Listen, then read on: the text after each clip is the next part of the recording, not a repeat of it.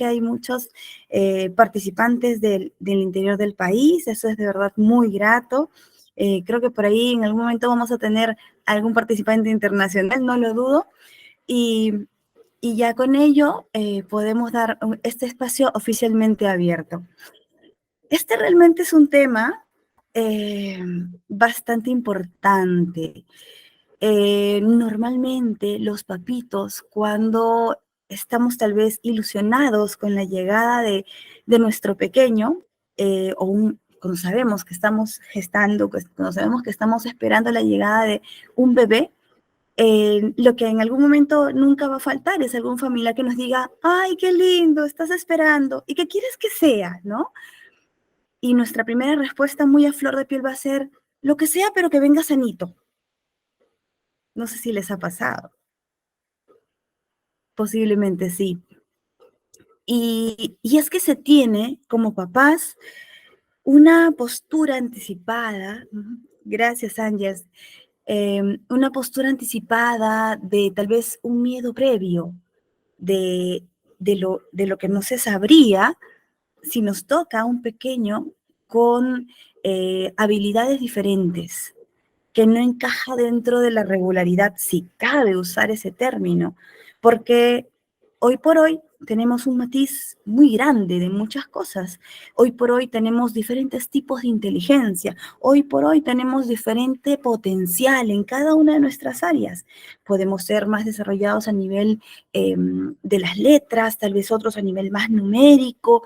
Es decir, la relatividad o la normalidad termina siendo algo muy relativo.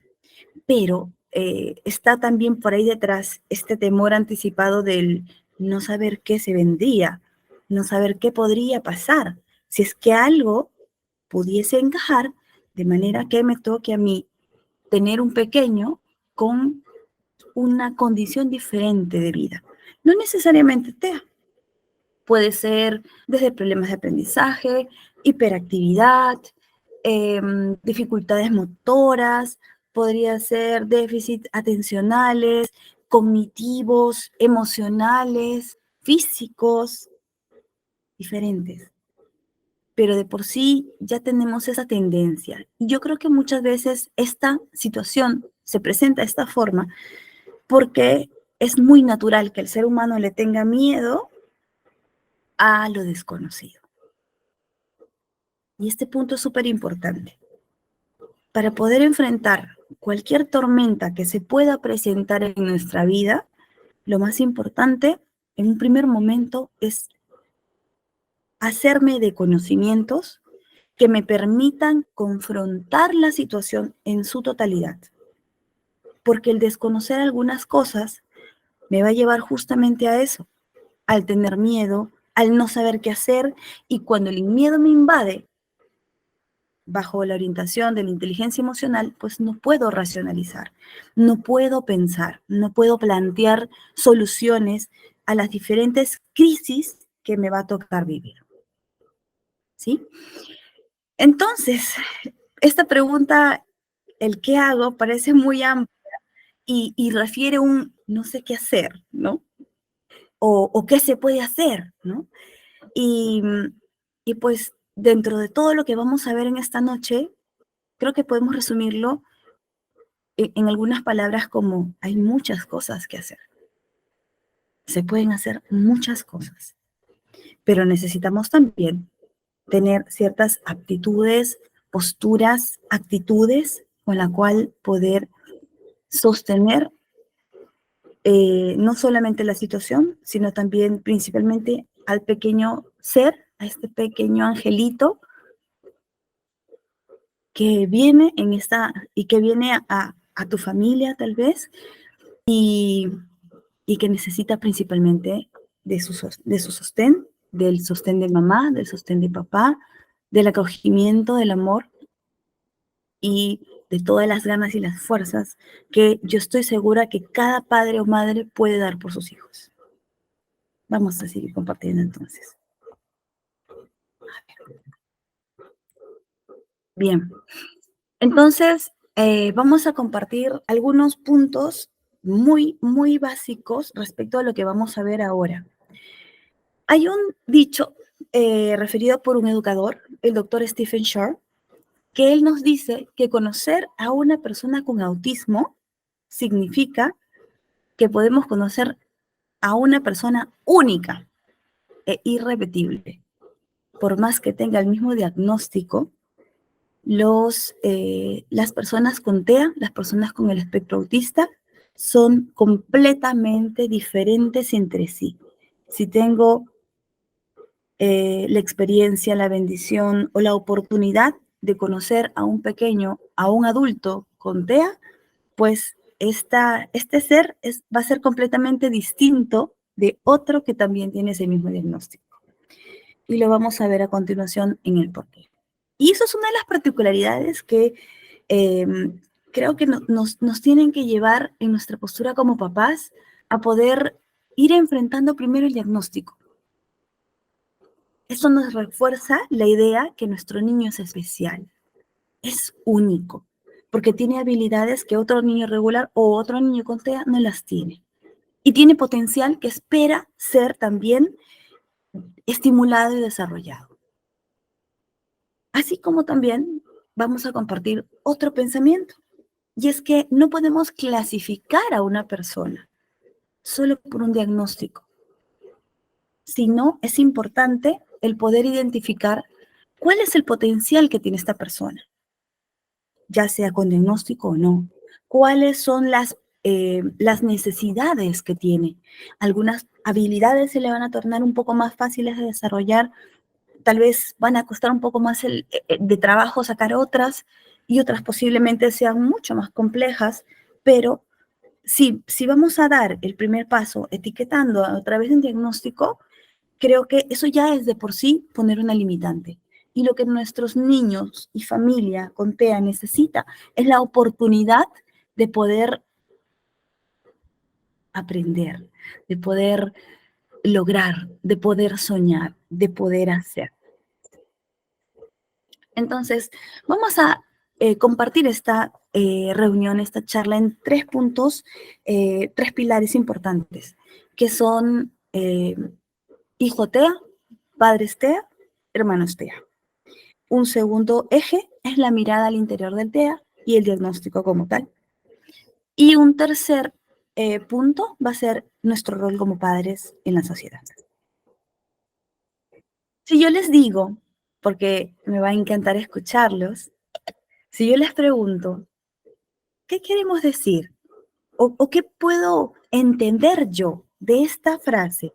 Hijos TEA, padres TEA, hermanos TEA. ¿Qué les llama a ustedes? Pueden ir tal vez levantando la manito, encendiendo su micrófono para poder participar. ¿Qué les impacta? ¿Qué les refiere esta frase a ustedes?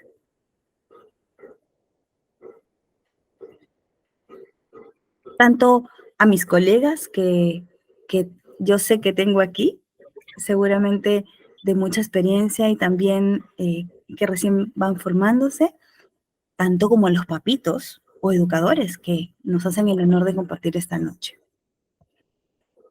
Por ahí vi a mi primer participante, Raquel. Niños únicos, ok, perfecto. Daniel, te damos el pase. Prende tu micrófono, por favor, te escuchamos. Sí, entiendo que es que cada uno tiene un rol que cumplir frente a un hijo, TEA, ¿no? Muy bien, Daniel, muchas gracias. Nuestra compañera de Angel Stars nos decía que, a ver, de Angels Little nos decían que toda la familia se involucra. Karina Aguirre nos comparte que todos vamos de la mano. Muy buena intervención, Karina, me gustó. A ver, Fara nos dice que todos compartimos y comprendemos un corazón para una linda convivencia. Gracias, Fara. Paolita Salazar, te escuchamos, muy atentos. Bueno, como yo no soy especialista, soy una mamá con un niño con una condición también que es el TDAH. Pero yo creo que cuando habla de hijos TEA, padres TEA y hermanos TEA, quiere decir que uno de los padres tiene esta condición y a veces no se dan cuenta, ¿no?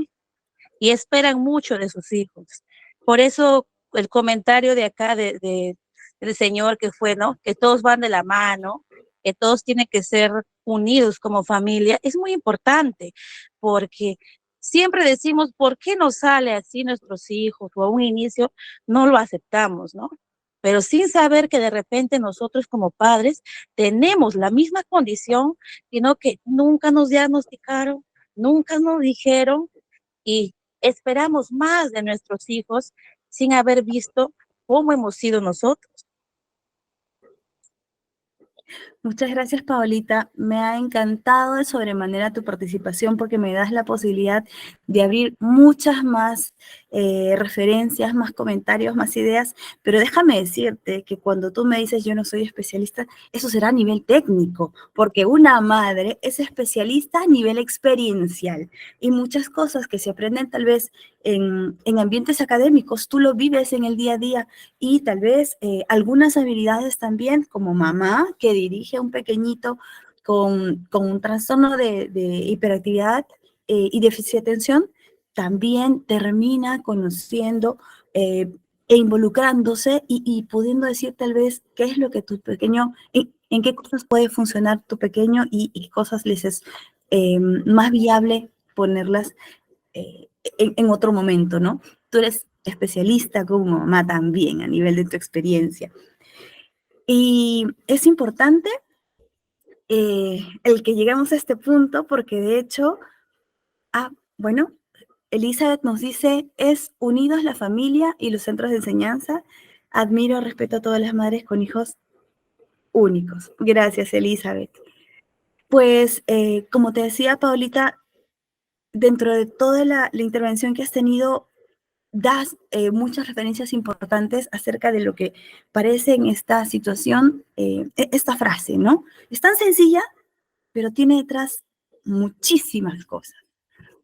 Una de ellas, y que es muy importante, es el de dónde viene. ¿Cuál es el origen? ¿Cuál es la causa etiológica, que así lo llama la ciencia, en la que me tocó a mí tal vez tener un niño con condición, ya sea con síndrome de Down, a algunas habilidades diferentes en cuanto a nivel motor, fisiológico, nuestros niños con TEA, nadie sabe a quién le va a tocar. Nadie sabe a quién qué familia va a tener que acoger a un pequeño con esta condición. Llamarle trastorno es una parte, es un formalismo, pero en sí el espectro autista es una condición de vida que nos va a acompañar el resto de nuestra existencia. Nos va a acompañar en la niñez, nos va a acompañar en la adolescencia, nos va a acompañar en la adultez y también cuando seamos viejitos. Van a ser este ámbito de capacidades o de dificultades que tengamos y que vamos a esperar superar con el apoyo no solamente de la familia, sino también, esperemos, de la sociedad. Y es que etiológicamente, si nosotros buscamos, o si como lo viene haciendo ahora la ciencia, no se decide todavía cuál es el origen de esta condición, qué es lo que se tiene que juntar para que llegue a formarse esta condición. Por ejemplo, si hablamos de un diagnóstico de síndrome de Down, sabemos que es un tema a nivel cromosómico. En la trisonomía 21, donde uno de los cromosomas se transforma y cambiando su estructura, así se genera el síndrome de Down. En el caso del TEA, en el caso del espectro autista, no es así. En el caso del espectro autista podemos hablar de genética, sí, hay una gran tendencia sobre esto, pero no es la única exclusiva. Podemos hablar de vida intrauterina, del estado gestacional, de la nutrición de mamá, del nivel del manejo emocional de mamá, de los conflictos con los que ha podido en algún momento verse involucrada. Podemos hablar también de la propensión o la existencia de algunos genes, ya hablando a nivel de salud mental, es decir, muchas veces está relacionado con familia que ha tenido trastornos mentales, ¿no? Y bueno, llega un pequeñito en esta condición, pero también está relacionado respecto a lo que se espera un poco más del ambiente, en este concepto que comparto con ustedes como discapacidad social. Es decir, hay varios factores, prenatales, postnatales, genéticos, biológicos, podría muchas veces también relacionarse respecto a la vida que ha podido llevar, como decía mamá previamente, a la edad, ¿por qué no? Cuando somos primerizas y tenemos ya los 36 años encima, varios factores están asociados, mas no son únicos determinantes a los que se atribuye la causa. Y el aspecto genético juega una gran importancia. Como lo decía Paulita, no solamente porque es muy posible que haya un papá o una mamá con esta condición y que ni cuenta se haya dado, porque TEA ha existido desde muchísimos años atrás. Y bajo el fenómeno de la pandemia se han elevado los indicadores estadísticos respecto de la presencia o el reconocimiento de cada vez más casos diagnosticados con TEA. La pregunta podría ser, ¿y por qué? Tal vez la pandemia ha generado que que se den estas situaciones o que se aumente los diagnósticos, ¿no? ¿Ha afectado emocionalmente tal vez la pandemia? No, no necesariamente, sino que la pandemia ha servido para encubrir algunos indicadores. Y ya cuando se libera la pandemia, estos han salido como espuma, ¿no? Y porque de una u otra manera, hoy la sociedad ya tiene mayor nivel de conocimiento.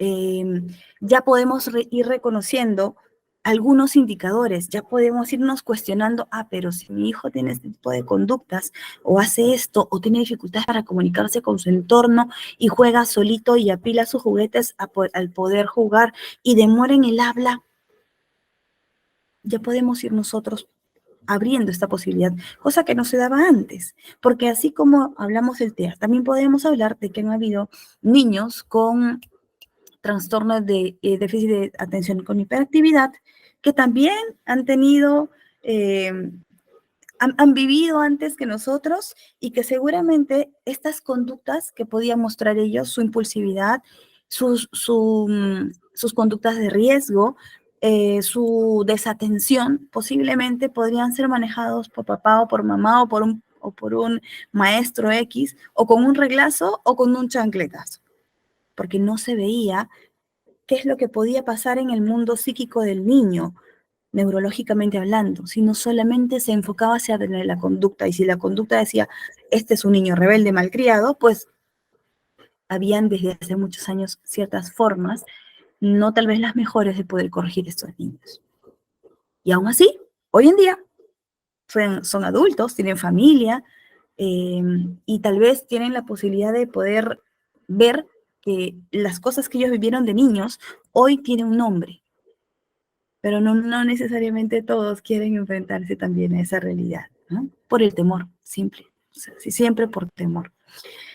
Entonces, volviendo al punto, los hijos TEA, si tengo un niño que es diagnosticado con TEA y mi niño es hijo único, bueno, tengo una gran responsabilidad y bendición como papás en el diferente ámbito que pueda llegar mi pequeño, con las diferentes características y áreas de rehabilitación que pueda llegar, o dificultades o déficit que puede llegar mi pequeño, porque vamos a verlo, el TEA también tiene niveles, pero ¿qué pasa si tengo un niño? Si hablábamos de este componente genético, pues los médicos neuropediatras también sugieren el monitoreo hacia el hermanito TEA. Por eso es que proyectaba esta condición, esta expresión. El hermano TEA, que viene a ser mano de un niño diagnosticado. El hermanito TEA es quien, a pesar de no tener el diagnóstico, podría o no desarrollar la condición. Podría o no desarrollar la condición. Y es importante el monitoreo preventivo. Pero también hablaba acerca de padres TEA. Aparte de que podamos o no tener la condición como carga, o que uno de los dos pueda tener la condición, el referirse padres TEA tiene por objetivo irnos hacia el rol que cuando llega nuestro pequeño y es diagnosticado, estamos invitados a poder asumir. Y asumir no como una etiqueta que me estigmatice, sino asumir como una gran responsabilidad y de la cual cuando yo vea que mi niño empieza a tener sus logros, por más chiquitos que sea, poder sentir en ese rol ese orgullo. Porque mi niño está logrando cosas que podrán ser más fáciles para otro niño. Pero el amor que yo le pueda poner, el cuidado que pueda tener para con mi hijo, ese buscar lo mejor para mi niño, el hacer los sacrificios que como papás nos toca en algún momento, el empatizar con mi niño, el cambiar mi chip, porque como papás a veces tenemos el chip de, yo soy autoridad, yo soy más grande y me tienes que respetar. Y te hablo de esta forma y tú tienes que obedecer. Pero cuando mi niño llega con una condición distinta, yo tengo que reaprender como papá. Y tengo que tener más paciencia. Y tengo que aprender a contar hasta 10, seguir respirando más y empatizar con mi hijo y conectar con él. A eso me refiero con Padre TEA. Porque también vamos a encontrar quienes vemos la práctica clínica, que como tal, el manejar el diagnóstico, el que nos entreguen un diagnóstico, nos digan, tu hijo tiene habilidades diferentes, tu hijo tal vez no va a tener un desarrollo regular como otros niños, tu hijo no es hoy en día lo que tú esperabas que sea, él tiene otras habilidades, hasta que ese diagnóstico cuesta entenderse. Y normalmente a una de las partes le cuesta más. Una de las partes, ya sea papá o ya sea mamá, porque he visto padres caballeros muy involucrados, mientras que la negación iba por el lado de la mamá, es decir, a quien más le podía costar aceptar la condición, la diferencia, era más a la mamá y también viceversa. He visto mamás muy involucradas con sus niños que patalean porque es tal vez la otra parte, el papá, a quien todavía le cuesta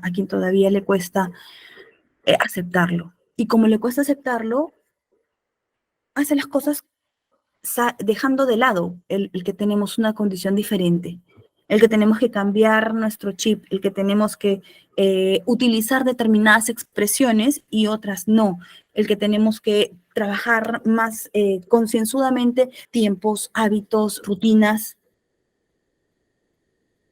Y a eso también se refiere Padres TEA. Porque en la práctica vamos a ver avances con el niño cuando todos estén involucrados. Y al referirme a todos, no solamente hablo de mamá y papá, sino los abuelitos, los tíos directos o primos directos, porque las conductas de nuestro pequeño con TEA, así sea verbal o no verbal, van a manejarse de forma diferente, van a darse a notar, van a ser observables. Y la mirada externa, la mirada extraña, la mirada de alrededor va a ser va a ser una mirada crítica, con tendencia a la crítica.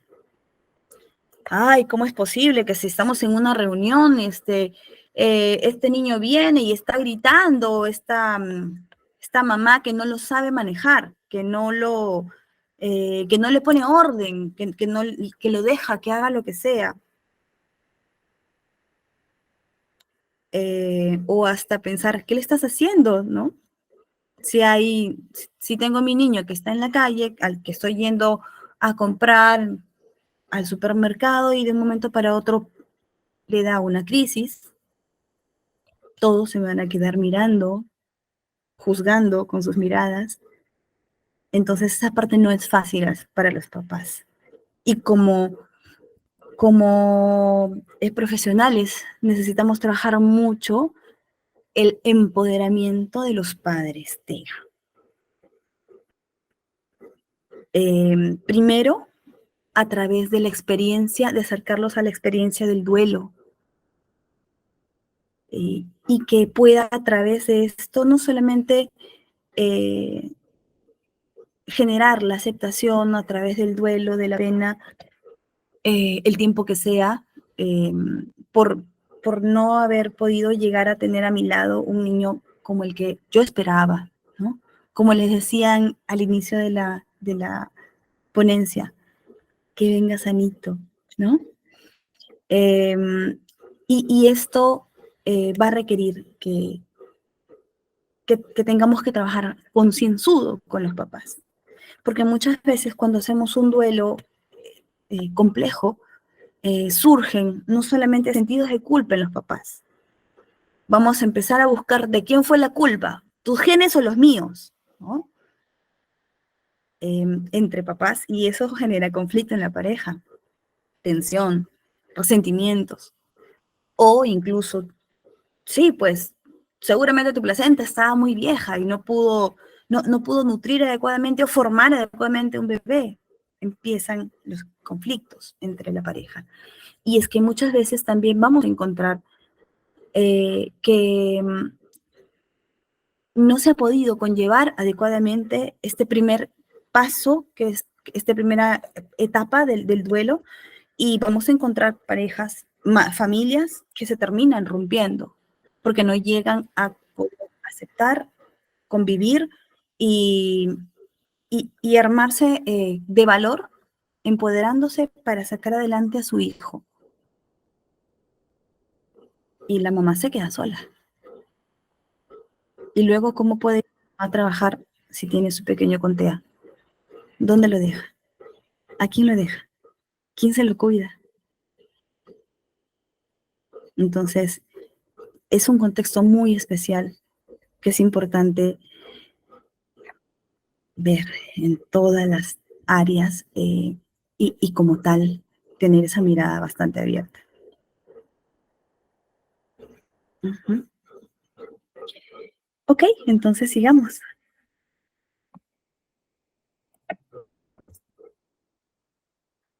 La mirada hacia el interior del diagnóstico. ¿Qué viene a hacer? Los indicadores que tenemos desde que son muy pequeñitos, prácticamente desde el año de nacido. En todos los seres humanos, el contacto visual termina siendo una capacidad de una gran importancia para su propio desarrollo. El contacto visual implica aprendizaje. El contacto visual implica conexión con la familia. El contacto visual implica apego, vínculo de apego. Todo lo que se da a través de ese maravilloso contacto visual. Por eso es que es completamente vital que esta capacidad se dé. Entonces nosotros, dentro de los primeros indicadores que vamos a encontrar, vuelvo a repetirlo, desde el año de vida, es que tengo mi niño que puede estar jugando y yo lo llamo, Carlitos. Carlitos sigue jugando. Carlitos, él sigue jugando. Carlitos, puedo llamarlo 5 veces y mi niño no va a voltear inmediatamente, apenas escucha su nombre, como normalmente podría hacerlo.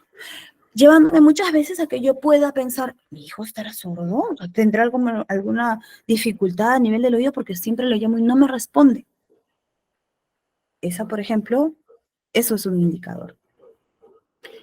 Los niños, por etapas, conforme van creciendo, 1 añito, 2 añitos, 3 añitos, 4 añitos, van teniendo un desarrollo en un aspecto muy básico a nivel social. Y a este aspecto social lo reflejan a través de su juego. Cuando son muy pequeñitos, van a jugar tal vez con un solo juguete o algo muy sencillo, o hasta con chapitas, ¿no? Nosotros vamos a comprarle los juegos con grandes luces y tantas cosas que nos sale carísimo, y nuestro hijo juega con sus chapitas. Suelen ser así los niños. Entonces, dentro de este concepto de juego, hay un componente social muy claro y que se da a través del juego de roles o a través del juego funcional, como le llamamos nosotros los especialistas, en donde el niño puede establecer el contacto con el otro. No solamente llegar a compartir en algún momento su juguete, sino involucrar al otro dentro de su juego o dejarse involucrar cuando le proponen un juego. Peekaboo, peekaboo. Eso ya es el primer contacto en un juego de roles o en un juego imaginario. Existen, por ejemplo, estas frutas que tienen velcro y se pueden pegar, donde ellos también pueden con un cuchillito de plástico cortar, ¿no? Aparte que trabajan su psicomotricidad fina, en su momento esto forma parte de una invitación. Si le ponemos un platito, ponemos la fruta y le generamos un modelamiento como, qué rico, ya le estamos dando un sentido funcional a ese juego. Y el niño va a tender a repetirlo por un principio de imitación muy básica en el ser humano, como parte fundamental de su aprendizaje. Eso en nuestros niños con TEA no se da. Y si se da, no se da en los momentos esperados para la edad promedio, sino se puede dar en adelante y porque el adulto interviene para formar y modelar esta capacidad. Por eso es que su juego es cerrado. Por eso es que mi niño puede coger un carro, lo pone patas arriba y está jugando con la rueda, haciéndola girar y quedándose fijo, fijando la mirada en eso. Y que eso sea su diversión. Y te repite el mismo juego. Y no conecta socialmente. O mi niño va a clasificar, va a hacer del juego la clasificación. Y va a poner uno tras otro, haciendo una filita de todos sus carritos que tiene. Y hay de nosotros, hay de ti que oses tocar un carrito. Generas la crisis. Entonces, este punto también es muy importante ir evaluándolo en cuanto a su desarrollo. Como les decía, nuestro niño prefiere actividades individuales y no de conexión social. Por naturaleza, los niños en su momento, en determinadas etapas, van a buscar el conectar con otro niño, van a entrar en miradas y si me encontré con un niño en el parque, basta que este niño corra y yo voy de a pocos ir entendiendo que me está proponiendo correr con él y me voy a correr con él. El juego social. En mis niños con TEA no se da fácilmente este entendimiento, inclusive no verbal, que se puede dar a través de la mirada, a nivel gestual, o tal vez a nivel de cortas palabras. ¿Juegas? ¿Jugamos chapadas? ¿No? Mi niño con TEA no entiende ni que le proponen un juego, ni de qué se trata el juego, ni cómo jugar el juego. Es por eso que para la reinserción social es tan importante la compañía del adulto, con el cual modele la conducta y le permita fluir. Hay escaso contacto visual.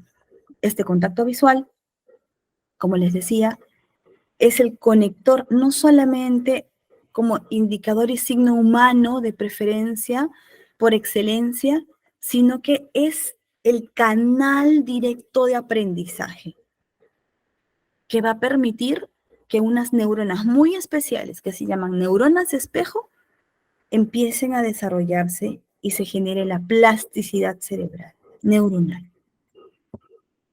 Mayor redes de conexión neuronal, mayor capacidad de sinapsis, de aprendizaje, de observación, de desarrollo de habilidades, de desarrollo como tal. El contacto visual me permite aprender desde cómo se interpreta una situación desde la mirada del adulto. Me permite conectar con el adulto, me permite salir de ese mundo individual y saber que estoy acompañado de otras personas y que pertenezco a un mundo y a una sociedad social eminentemente. Me permite identificarme, saber que tengo un papá, una mamá, un hermanito, saber que tengo mises que me ayudan, que me enseñan, saber que tengo familia, abuelitos, tíos, sentido de pertenencia, y en eso trabajamos toda la parte emocional del ser humano. En eso se consolida la seguridad emocional del niño. En algo tan chiquito, pero tan importante. A través del contacto visual, busco que se estimule el desarrollo de su lenguaje, tanto si son niños verbales, pero con limitaciones excesivas, como si son niños no verbales. Es el canal fundamental del aprendizaje, el contacto social. ¿Cómo quiero que mi niño pueda aprender o hacerme caso, escucharme alguna indicación que yo le doy, si es que como adulto, en mi posición de adulto, estoy parado en una esquina de la sala y le digo a José, guarda tus juguetes. Hay distancia. Yo no conecto con él. El adulto es el que tiene que buscar conectar con la mirada. Y como mi niño es disperso, su mirada va por acá y por allá. Mi niño es disperso por naturaleza, independientemente que haya una comorbilidad con el trastorno de déficit de atención y hiperactividad. Independientemente de eso, la mirada de mi niño es como un ratoncito que se va por aquí y por allá. Pero eso es educable, eso es entrenable. La conexión visual es entrenable. ¿A través de qué? De que yo como adulto me voy a su lado, guardando una cierta distancia que respeta su ser, y que busco conectar con él. O me dice algo me señala un juguete determinado, yo como adulto aprovecho esa situación.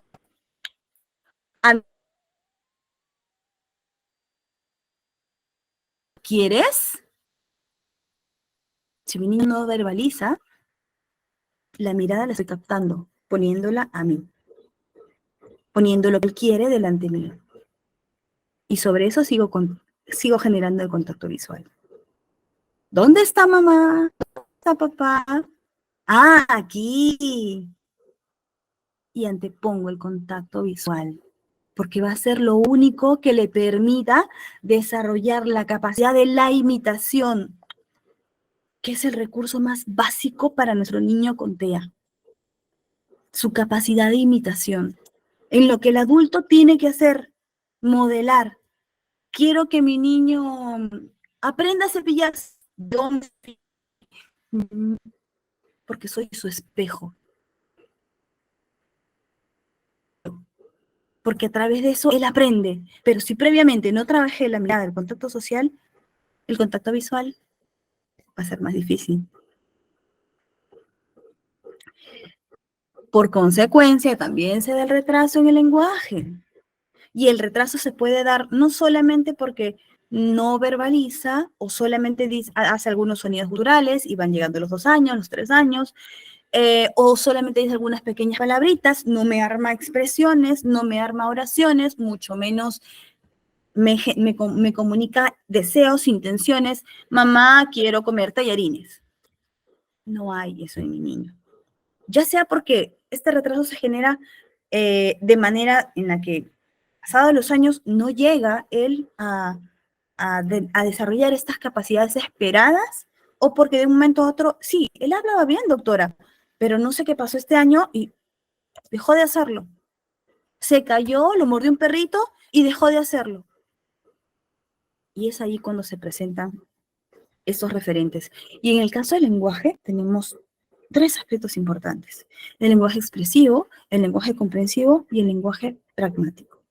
El último está eminentemente relacionado a su capacidad de comprensión social, la cual le va a permitir conectar con el entorno, pertenecer a la sociedad y sobre todo estar a buen recaudo y no ser, no ser expuesto al riesgo, por decirlo de alguna forma. Entonces, como les decía, a nivel pragmático, al estar involucrada la capacidad de comprensión social, vamos a tener niños que aparentemente sí, o sea, son muy inocentes. No encuentran que otro ser humano pueda tener intenciones malas, ¿no?, hacia ellos. Tampoco voy a modelar mi expresión y voy a tener adolescentes TEA que en su momento podrán ser chicos que se expresan sin filtro, y como no modulan bien el contenido de lo que dicen, terminan impactando a sus otros compañeros adolescentes. Y esto genera el rechazo. Por eso es que en su momento va a ser importante trabajar la conciencia del trastorno, enseñándoles a ellos que como parte de sus habilidades sociales, ellos puedan decir, amigo, si es que en algún momento escuchas algo que digo que te llama la atención, te pido que por favor consideres que yo tengo esta condición, tengo este trastorno, y que algunas cosas que puedo expresar no tienen parte, sino que son debidos a esto. Ese filtro que puede ser más débil a lo que se espera en la sociedad, ¿no? Se les dificulta comprender situaciones sociales. Por eso es que se tiene que trabajar mucho la gestualidad, emociones. Son niños que no llegan a expresar. A veces me encuentro con pequeños que son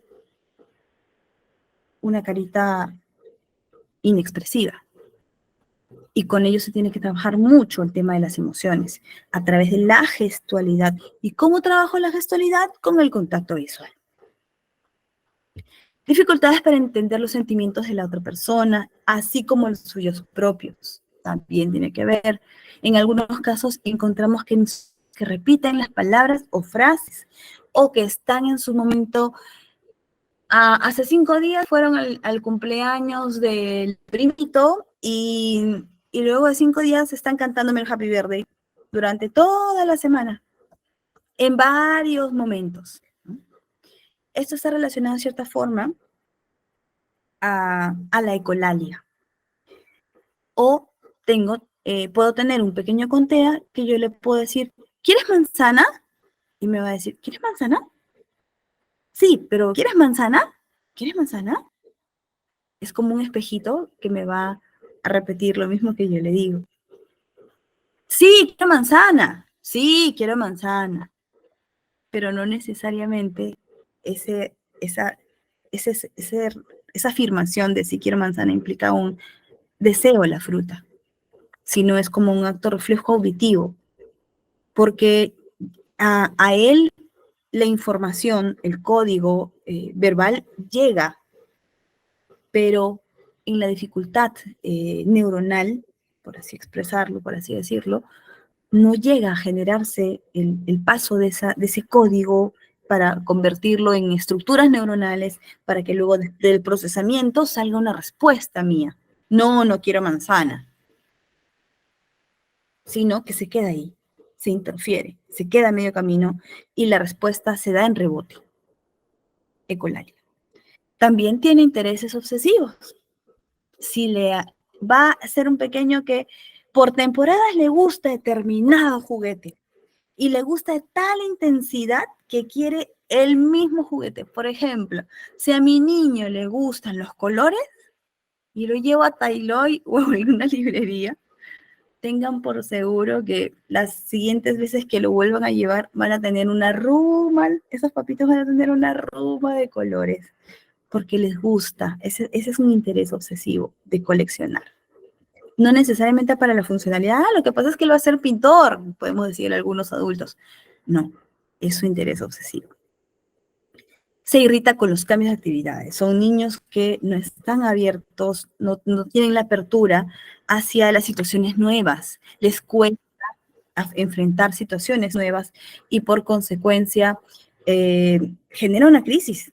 Y más aún si es que no les han anticipado, y eso como estrategia.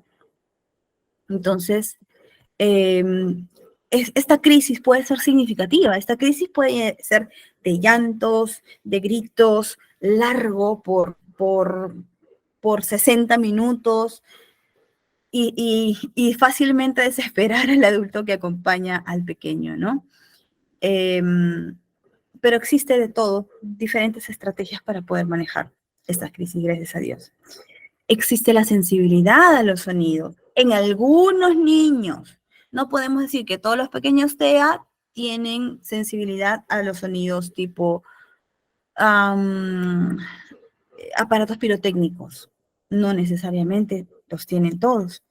Algunos sí, otros no. Puedo tener un pequeño con TEA que está al lado de una banda de música y no se desespera, no entra en crisis.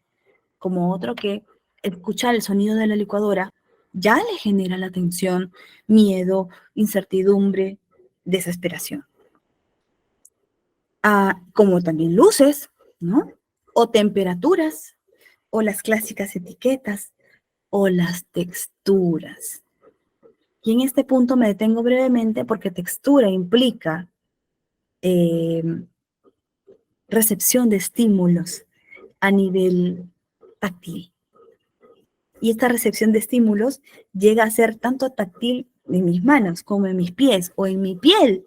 Llega a ser de tal significancia porque el estímulo llega, recorre todos los nervios receptivos, llega por su canal eferente y aferente y conecta, genera la experiencia de aprendizaje, la codifica dentro del cerebro y finalmente rebota en la palabra.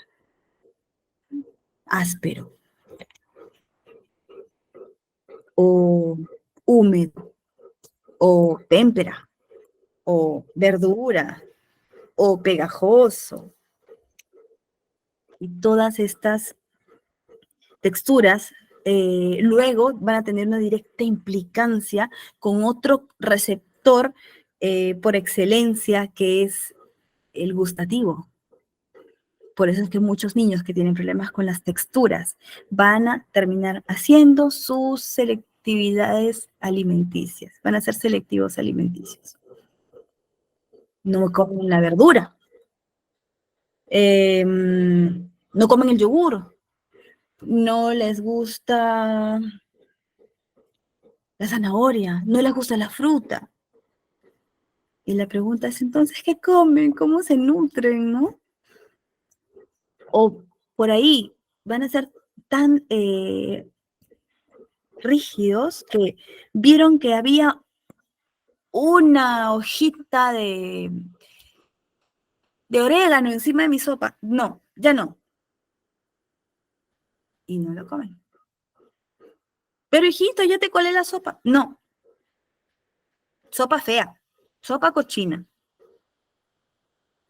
Entonces se torna más difícil el lidiar, pero no imposible. Porque la creatividad del ser humano creo que es una gran herramienta que nos va a permitir ver la forma, ¿no?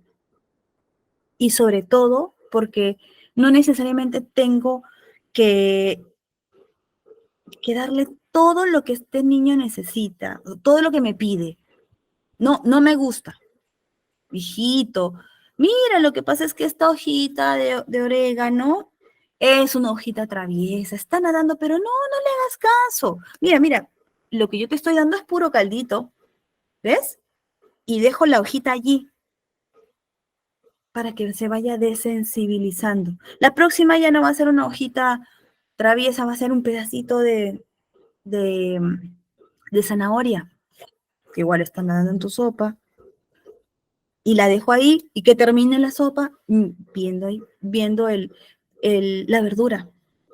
O busco, porque mi niño con TEA también puede, en vez de servirle una sopita de pollo con sus fideos, con su pollito encima, con su huevito encima, lo que podría hacer es desestructurar esa sopa.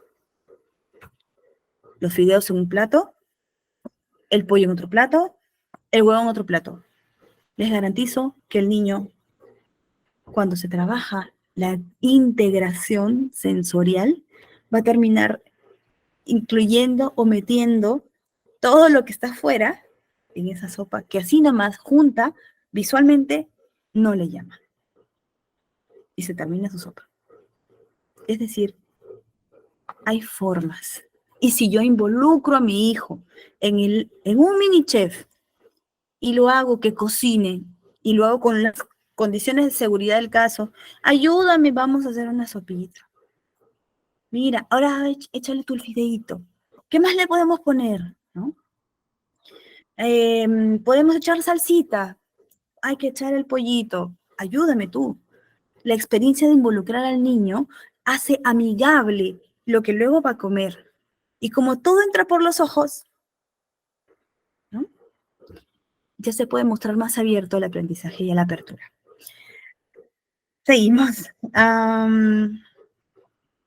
Y bueno, hay manerismos que acompañan también a nuestro pequeño con condición, como son el aleteo en las manitos o brazos, ¿no? Todos los brazos pueden generar el movimiento del aleteo, mecen su cuerpecito, girar en círculos. Lo que yo pienso que puede ser que mi niño está, bueno, dando vueltas, girando, se está divirtiendo. No necesariamente. En mi pequeño con TEA, todo lo que sea movimiento repetitivo lo tengo que cortar. Tengo que introducirme yo como adulto y cambiar de juego. Por eso es que empoderar a los papás también implica llegar a tocar a su niño interior, que todos tenemos, para que ese niño sea el que conecte con su hijo y genere la apertura hacia el juego. Digamos, ¿todo claro hasta ahí? ¿Algún comentario, por favor? Me encantaría escucharlos.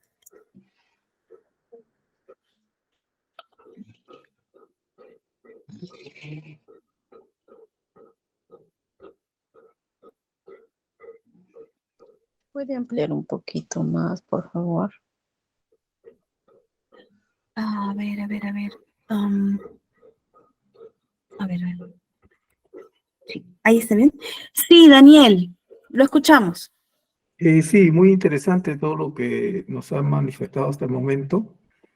La pregunta sería si es que hay una característica o características que digamos que presenta el niño para decir si es un niño TEA, porque hasta ahora veo que la mayoría, en su gran mayoría de las que he mencionado, por ser tan ambiguas, lo puede tener un niño que tiene la TEA como que no la tiene, ¿no? Entonces la pregunta va ahí si es que existe alguna característica que digamos sí, ¿no? Si la tiene, es un niño TEA. Uh-huh. Gracias por la pregunta, Daniel. En primera instancia, y como les decía al inicio, no es que mi niño va a cumplir con absolutamente todos los parámetros o que todos los niños TEA cumplen con todos los ítems, ¿no? O sea, por ejemplo, como se puede diagnosticar algún otro trastorno, no sé, si cumple con 7 puntos de 10 puntos, es tal, ¿no? En nuestro caso, aparte de todas estos puntos de inicio que les he presentado hace un momento, está la base de lo que es la dificultad en la comunicación. Está la dificultad en la interrelación que va a tener con otros niños. Pueden ser niños que no llegan o a conectar o a poder tener las ganas de interactuar socialmente, o si en su, si en su momento lo tienen, tampoco tienen las estrategias para. Es decir, ahora vamos a ver específicos puntos concretos de cuáles son estos pilares que son, digamos, los más determinantes para el TEA. 1, el aspecto social, y 2, el manerismo. El manerismo o las conductas estereotipadas, acompañado de los diversos matices que le he mencionado. Hoy en nuestro manual del DSM-5 están fijos esos puntos base como para decir, sí, esto es. Y obviamente no tiene que ver con algún otro trastorno de neurodesarrollo, se mantiene fijo en el tiempo y cada vez más le conlleva al niño a otras dificultades en otras áreas, social, académica, familiar, y es todo este Milagros. las que... Sí. Disculpa la interrupción. Lo que pasa es que no sé si solo yo lo estoy visualizando o también todos los participantes. Por momentos se está pausando tu video. Solo es por segundos. Por favor, ¿Escuchan todo bien hasta ahí? ¿Me comentan, por favor? ¿En la transmisión está todo bien? Sí, sí, doctora. No nos congelamos, ¿no? Muy bien, muchas gracias. Ok, perfecto. Perfecto, muchas gracias. No sé si con ello pude responder a tu pregunta, Daniel. Sí, muchas gracias. Gracias a ti. Con respecto al audio, sí se escucha, si bien es cierto, se lente un poco la imagen, pero el audio sí corre perfecto.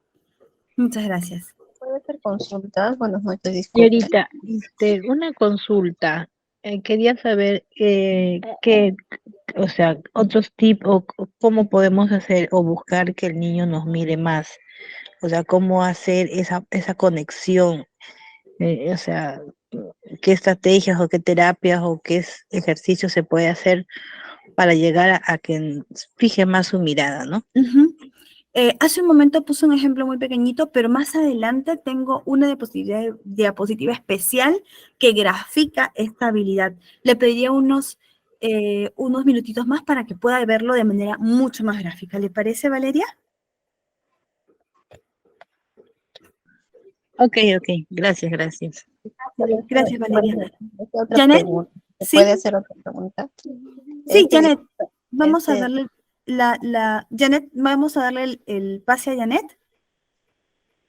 Era mi consulta yo le hice a mi hijito el electroencefalograma y el mapeo mental, y el médico lo único que me dijo es que tiene que hacer que lo que tenía sí era autismo, pero no era, o sea, ni siquiera me dijo el grado ni nada, solo me dijo que era leve y que solo le diera omega 3, que es el aceite de omega 3, ¿no? Y vitaminas, muchas vitaminas, y me dijo que haga terapia del lenguaje, que haga terapia cognitivo-conductual, solo eso nada más. Pero me dijo que era algo leve, pero me supongo será leve, o qué otro doctor me puede diagnosticar realmente, porque yo como ya le hice ese examen, aún tengo duda, no estoy contenta con lo que me dijo el neuropediatra.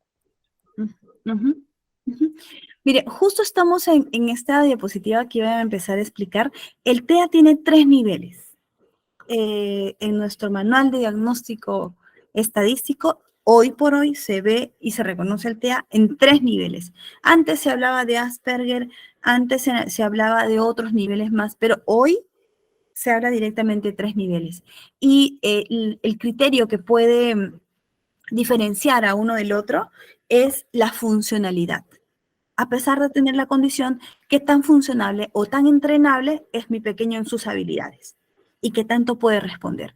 Por ejemplo, en un nivel 1, mi pequeño va a necesitar cierto nivel de apoyo del adulto, pero poco a poco con las terapias, con las intervenciones a nivel, si se tiene a nivel ocupacional, de terapia de lenguaje, en donde se trabaja también el nivel de lenguaje comprensivo, pragmático y conductual para el manejo de sus impulsos, emociones y conductas como tal, mi niño puede empezar a desenvolverse lo más regular, digamos, posible, ¿no? O lo más adecuado para él, dentro de sus capacidades.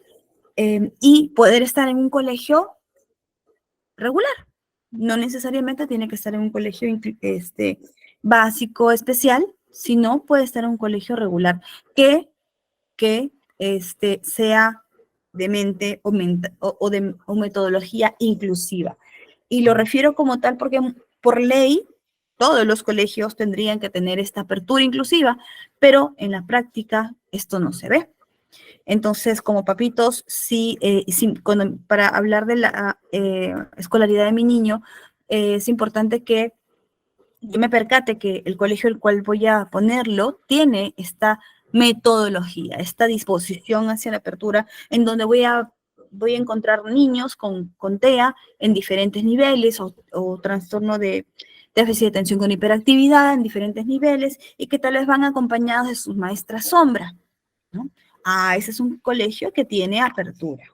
Y como tal, va a tener una mirada más amigable y más paciente a mi niño cuando tenga por ahí alguna dificultad o algún inconveniente que normalmente suelen tenerlo. No necesito tener un niño con condición o no para que mi niño tenga dificultades en su relación con el entorno.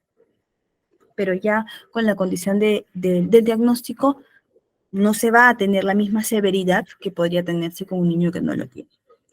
Entonces, el nivel 2, ahí requieren de un apoyo más considerable. Por ejemplo, ahí hablamos de la necesidad de una maestra sombra, la cual le ayuda en el proceso de atención, concentración, le ayuda en su conexión social, le ayuda a formar hábitos, refuerce un poco el tema de sus habilidades expresivas, pero que sea un punto de apoyo, más no que le haga la tarea al pequeño, ¿no? Y que también pueda llevar otro tipo de apoyos terapéuticos como terapia de lenguaje, porque aquí, por ejemplo, yo puedo tener a mis niños que son verbales y no verbales. Y un niño no verbal va a ser un pequeño al cual yo le voy a necesitar enseñarle el medio de comunicación que se llama PECS, que pueden ellos expresar lo que desean con pequeños cardoncitos, con pequeñas imágenes, y que se pueden guiar también con pictogramas, que lo cual vamos a ver más adelante, con la posibilidad de que pueda relacionarse, ¿sí?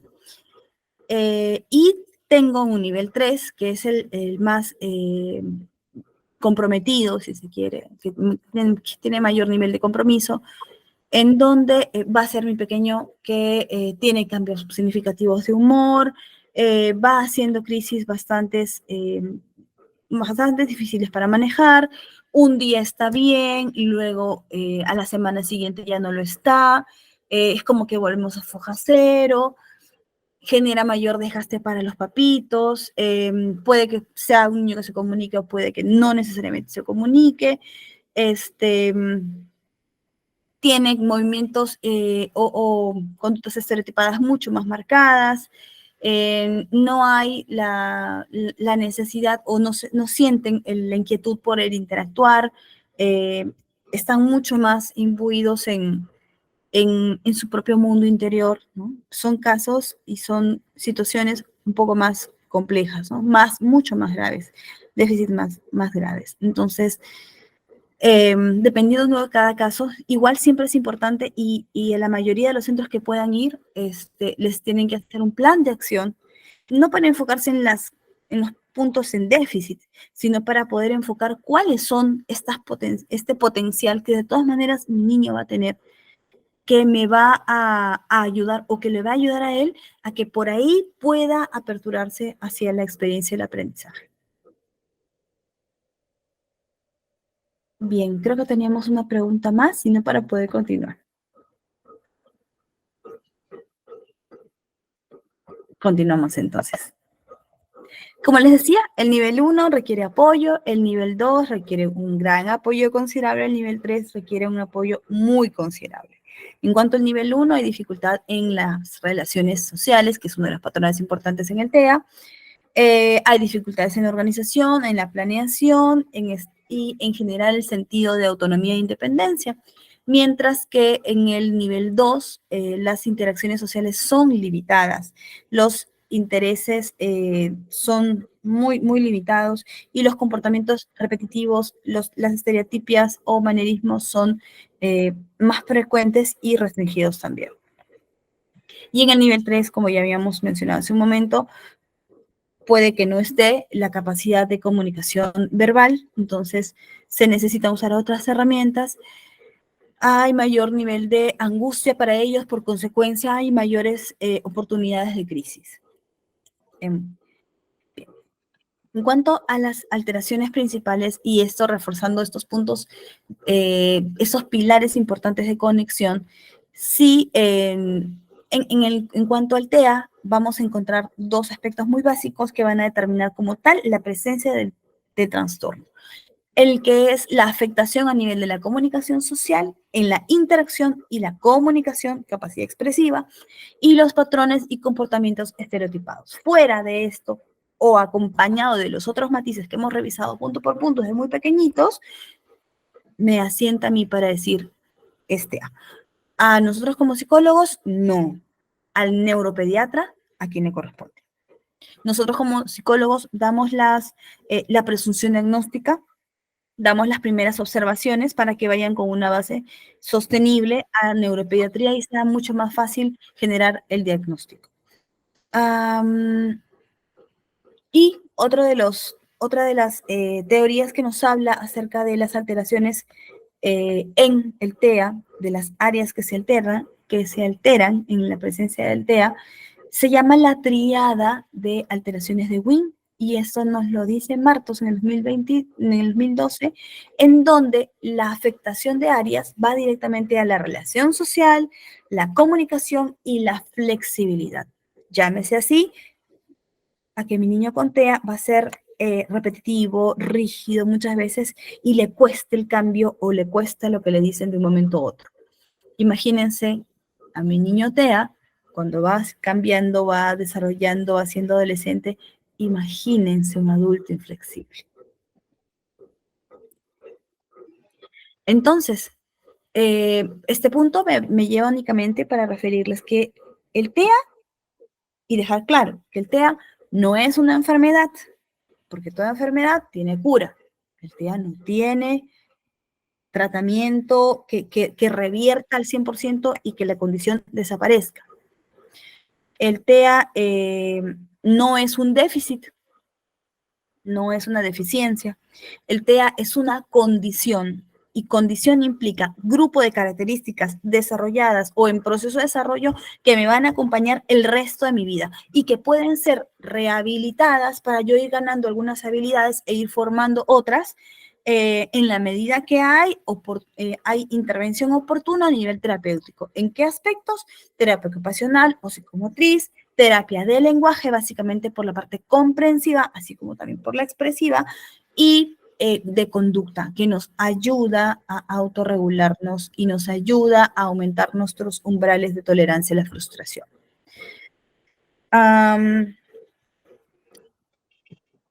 Entonces, en el TEA existe una deficiencia en cuanto al funcionamiento neuronal, el cual puede ser leve, puede ser moderado, puede ser severo, y esta área que se ve afectada es el área cerebral órbito-medial que se ubica por encima de los ojos y detrás de la frente. En cuanto a lo que nosotros en su momento decíamos respecto de la importancia de la conexión visual y de la capacidad que ésta me atribuye, ubicándola como tal en la imitación, entendida como tal a la capacidad o conducta o conjunto de actividades que yo voy a repetir a raíz de que veo que un externo lo hace y en cuyo punto neurálgico se encuentran las neuronas espejo que me permiten que ese aprendizaje primero se da aquí, a nivel neuronal, y luego yo lo puedo conductualizar, lo vuelvo conducta. Por eso es que el adulto forma un punto bastante importante. El adulto se convierte en un modelador de suma importancia para mi niño. Vuelvo a decirlo, si yo quiero que mi niño con TEA se aprenda a cepillar, yo modelo la conducta. Si quiero que mi niño con TEA aprenda a bailar, yo le bailo a mi niño. Y no solamente le bailo o modelo la conducta en un ritmo o intensidad media, sino que necesito exagerar un poco la expresión para que el aprendizaje le quede significativamente mejor establecido. Volviendo entonces a la necesidad de esta capacidad reflejo de imitación, necesito que esta habilidad sea automatizable para mi hijo, que él responda siempre con la capacidad de, por inercia, veo que alguien está haciendo algo, y me agrada lo que hace, yo lo imito. Esta respuesta que sea automática en mi niño, porque me va a permitir modelar primero la expresión o el lenguaje no verbal, gestual. Una vez instaurado la gestualidad, yo voy a empezar a verbalizar. Primero miro lo gestual y luego lo asocio con el sonido, con con la expresión. Entonces voy empezando desde los pequeños fonemas, desde los sonidos onomatopéyicos, a ir formando palabras. Y como tal, a ir formando expresiones, a ir formando oraciones. Voy generando a través de la terapia del lenguaje identificación de situaciones, trabajando la parte pragmática, etcétera, etcétera. Y esto, el lenguaje verbal, me va a llevar finalmente a reconocer, a empezar a leer, y de leer paso a través de mi madurez psicomotriz fina, igual, repetitiva, imitativa, a la escritura. ¿Se dan cuenta entonces por qué es tan importante esta habilidad de la imitación? ¿Se dan cuenta? ¿Quién me dice que sí? Ya se me quedaron dormidos, creo. La hora también nos está ganando. Se ve, simplemente se amplía la pantalla si está en el celular. ¿Perdón? ¿Sí se ve? Sí se puede observar, sí se puede observar. Los que están en celular, que lo amplíen la pantalla, nada más. Ya, perfecto. Listo. Entonces, sigamos. Bueno, solamente para poder referir que mi niño con TEA tiene un determinado perfil, como les decía al inicio, no existe un niño que sea igualito que otro, tienen diferentes habilidades, tienen diferentes umbrales, y respecto a la forma en la que ellos van a recibir la información del entorno, podemos hablar del aspecto del movimiento, podemos hablar de la estimulación táctil, podemos hablar de la estimulación auditiva, podemos hablar de la estimulación visual y también de la alimentaria. Mi niño con TEA puede manejarse en dos extremos, o hipersensible o hiposensible. Hipersensible cuando es muy sensible o hiposensible cuando no tenemos esta sensibilidad. Por ejemplo, en el movimiento, hablamos de niños hipersensibles a los que no les gustan los balanceos, a los que no les gusta subirse los columpios, a los que no les gusta que les alcen, ¿no? Y mucho menos van a querer trepar. Y a los pequeños con hiposensibilidad les gusta estar constantemente balanceados. Entonces, van a ser, por ejemplo, niños que necesitan regulación, porque están en estos dos extremos, para que mi niño esté más pausado, más dispuesto al aprendizaje, con mayor capacidad de atención, concentración, más dispuesto a la tarea, necesito regularlo. Y regularlo implica justamente entrenarlo en esas habilidades que le faltan.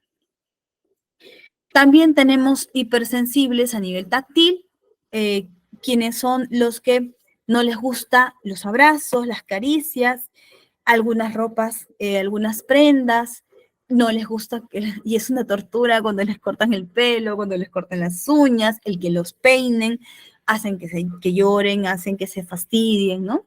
Y los pequeños con hiposensibilidad que más bien necesitan estos estímulos intensos, ¿no?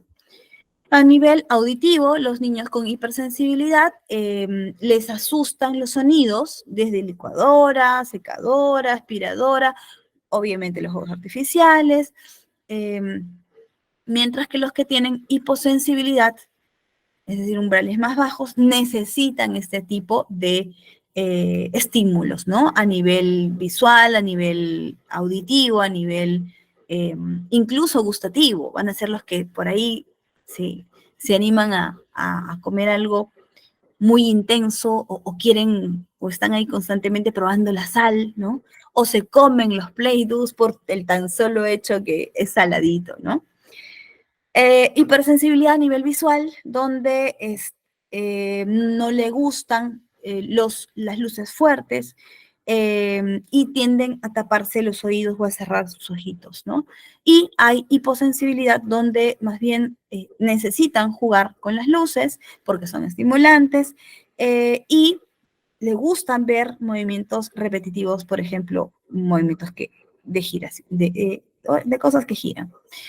En cuanto a la alimentación, los niños con hipersensibilidad tienden a mezclar diferentes texturas y les es posible, no les gusta mezclar diferentes texturas.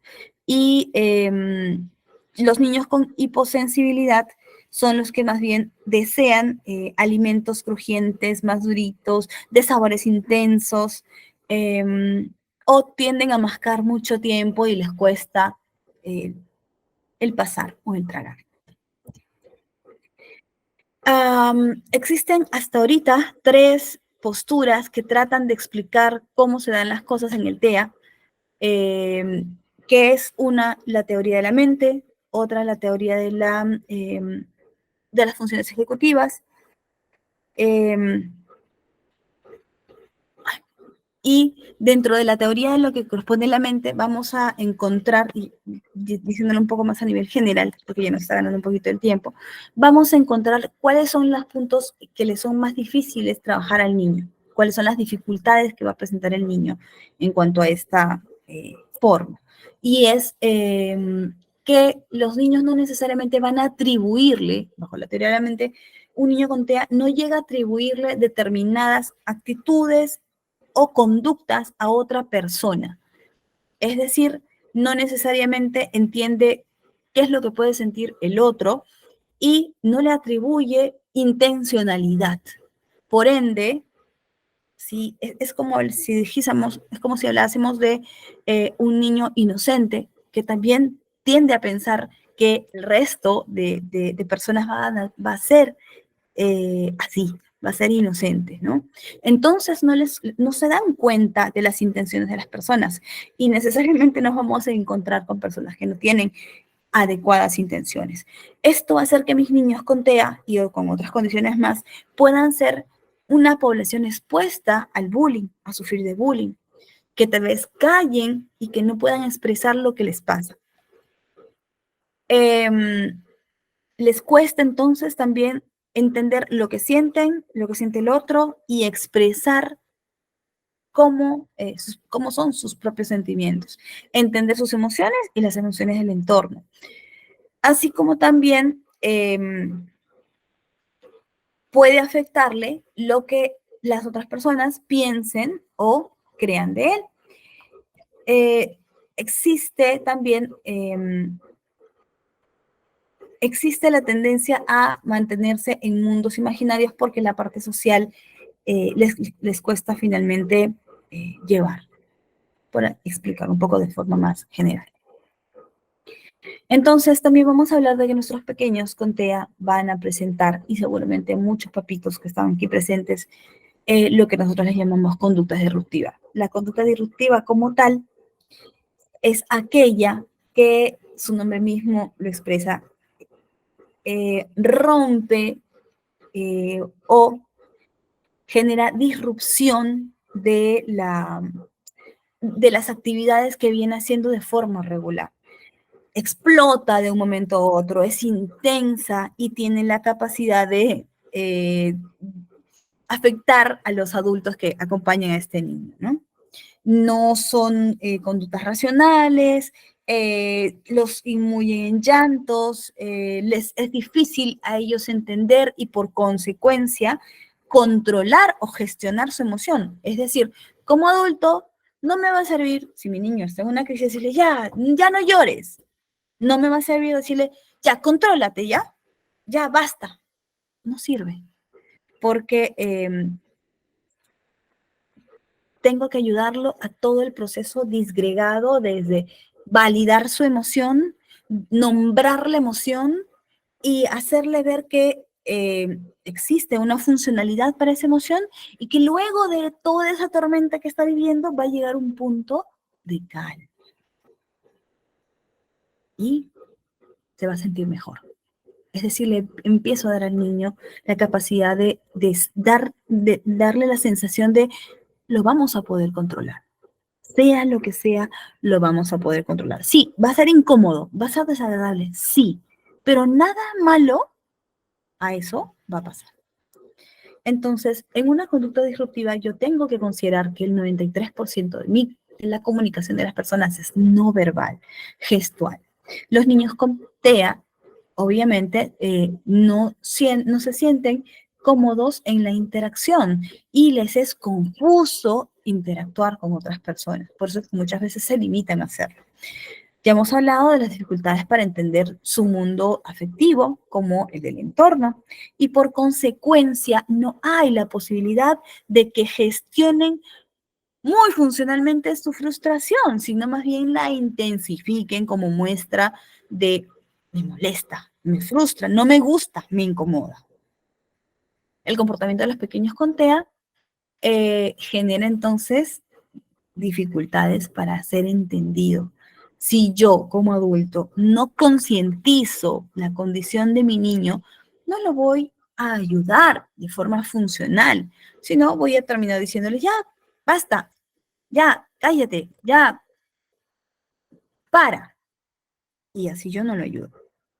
Necesito validar, como les decía, su emoción, necesito contenerlo, no con un abrazo necesariamente apenas llora, porque eso es también asociable, sino conteniéndolo en que juntos van a encontrar un soporte y una solución, no perdiendo los papeles, no gritando si el niño grita, no castigándolo con castigos físicos, sino buscando que haya una contención, una conexión visual, tal vez ayudándolo con algunas estrategias como desde distractores, sacándolo del evento con algún distractor o con algunos ejercicios de respiración previamente entrenados. Y con pictogramas, porque adelantando un poco lo que vamos a ver, el pictograma es la Biblia para los niños con TEA. El pictograma le dice, y del pictograma ellos pueden entender clarísimo lo que el adulto quiere decir. Entonces, deben ser nuestros aliados, tanto si tenemos niños verbales como no verbales. Ok, continuamos entonces. Entonces, es importante que yo como adulto pueda entender que en el mundo intrapsíquico de mi niño existen diferencias. A nivel conductual, su expresión, sus crisis, sus llantos se van a ocasionar directamente por conductas disruptivas a nivel conductual. Aquí es súper importante la intervención de la terapia ocupacional que me permite elaborar un perfil sensorial en donde yo pueda identificar, como ya hemos visto en nuestro cuadrito anterior de las hipersensibilidades y las hiposensibilidades, en los diferentes canales sensoriales, cómo es mi niño. Si mi niño es un buscador constante de texturas, yo necesito darle una textura y eso va a ayudarle a su crisis. O eso va a hacer que no entre en crisis. Y me permito darle ese slime que él requiere en un momento en el que se siente incómodo, frustrado o ansioso. Porque, valgan verdades, las estereotipias o conductas repetitivas terminan teniendo este fondo funcional. En una situación de ansiedad que todos vivimos como sin condición, la estereotipa le sirve a mi pequeño Contea como una forma de autorregularse. O finalmente, si es una desregulación, lo que le sucede a mi pequeño. Entonces, es muy importante tener en cuenta en ese aspecto mi capacidad como adulto para ayudar a mi niño a confrontar. ¿Pero qué necesito? La mirada clara, analítica. ¿Es algo conductual? ¿Es algo afectivo? ¿Es un tema de crisis sensorial? ¿Hay algo sensorial que necesita manejarse o necesito regularlo? Y las regulaciones, por lo general, las ve directamente en la terapia ocupacional, ¿no? Si necesito que mi niño con TEA, que tiene una hipotonía, que sus movimientos normalmente son más apagados, necesito activarlo, voy a subirlo en un balancín para que el movimiento pueda activarlo. Si yo lo combino con una estrategia de intervención lúdica, él se va a divertir y luego va a llegar activo. A eso se refiere con la regulación. Entonces, estas técnicas de regulación también se la dan al padre a nivel de lo que se le llama dieta sensorial. Y la dieta sensorial no tiene nada que ver con comida, sino con ejercicios básicos que se realizan dentro de casa y que van a ayudar a mi niño a una mejor disposición. No solamente para que pase un buen día o una buena noche, sino también para su vida académica, que es la que principalmente se interfiere con el TEA. Entonces, es importante que sepamos que a nivel conductual, las conductas disruptivas o las crisis que pueden generar un niño tienen la capacidad de afectar a los miembros de la familia. Pero no solamente afecta a papá y mamá, sino que muchas veces, con tal de no exponerse al qué dirán de la familia, genera el fenómeno del aislamiento social. Yo ya no saco a mi niño pues a comer en la calle, a un restaurante, porque como le exacerba estar en un ambiente cerrado, con mucho movimiento de personas, o con tantas personas comiendo, o tal vez con algunos decibeles de sonido por la música, él entra en crisis, ok, ya como yo no quiero que pase eso, ni que me estén mirando, entonces ya no salimos, ¿no? O esto que se puede dar incluso a nivel de un núcleo familiar más cercano, en donde, nuevamente, repitiendo el concepto que en su momento les di, el papá o la mamá se ponen en el ojo de la tormenta ante la mirada crítica, no empática, del entorno. Hasta que se les explica, y aparte que no le tengo que explicar a todos cuál es el diagnóstico de mi niño, ¿no? Por eso es que tengo que empoderar al papá. Muy bien. Ok. Entrando entonces un poco al manejo conductual. Al manejo conductual, es importante como mamá, como papá, como abuelito o hermano o hermana que quiere ayudar al pequeño con TEA, que podamos ir cambiando, agudizando nuestra mirada, perfilando hacia una mirada casi clínica, completamente observadora, analítica y evaluadora. No, y para eso no debo etiquetar a mi niño. tengo que tener mucho cuidado en las expresiones verbales que yo manejo. A mi niño, con TEA, no le puedo decir, no tires las cosas, o no le puedo decir, no grites. Tengo que cambiar la estructura por el sin gritar, por el sin tirar las cosas, o por el que lo tira lo recoge. Y haciendo el modelamiento respectivo, que sabemos que tiene este impacto en cuanto a la formación de sus hábitos. Entonces, mi mirada como adulto, que no etiqueta malcriado, no puedo decirle eso, porque al decirle malcriado yo no estoy cuestionando la conducta inadecuada, sino le estoy diciendo, tú eres un malcriado. Y en su momento, eso va a afectar su autoestima. Correcto. Entonces, necesito llevar un registro donde anote la conducta que mi hijo hace, en qué momento lo hizo, en qué horario lo hizo, cuánto tiempo duró, qué ocurrió antes, qué ocurrió después, qué recibió después, qué no le dieron antes, porque todos estos aspectos son factores desencadenantes que tienen una lógica que luego se va a repetir y ante la cual, al conocer yo la estructura antes, durante y después, puedo anticipar que la conducta disruptiva se presente.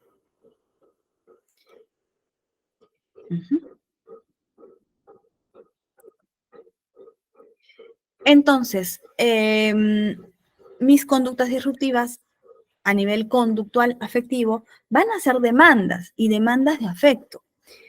Mi niño con TEA o con otro tipo de condición igualmente va a percatarse y va a establecer una forma de llegar o de saber o de conseguir sus demandas del entorno, bajo las formas que tiene de hacerlo, obviamente. Entonces, es importante que yo le pueda brindar algunos apoyos en la comunicación, como por ejemplo los PECs. También es importante, al darme cuenta que es un tema eminentemente conducta, necesito disminuir la atención hacia las conductas inadecuadas que mi niño puede hacer, o puede estar desarrollando, o puede estar presentando, y reforzar más las conductas positivas que hace por naturaleza o por su desarrollo normal, para que no encuentre en la conducta inadecuada la forma más directa o más efectiva de llamar la atención del adulto. Estas son algunas de las estrategias que podemos hacer y estos funcionan a través del concepto pictogramas.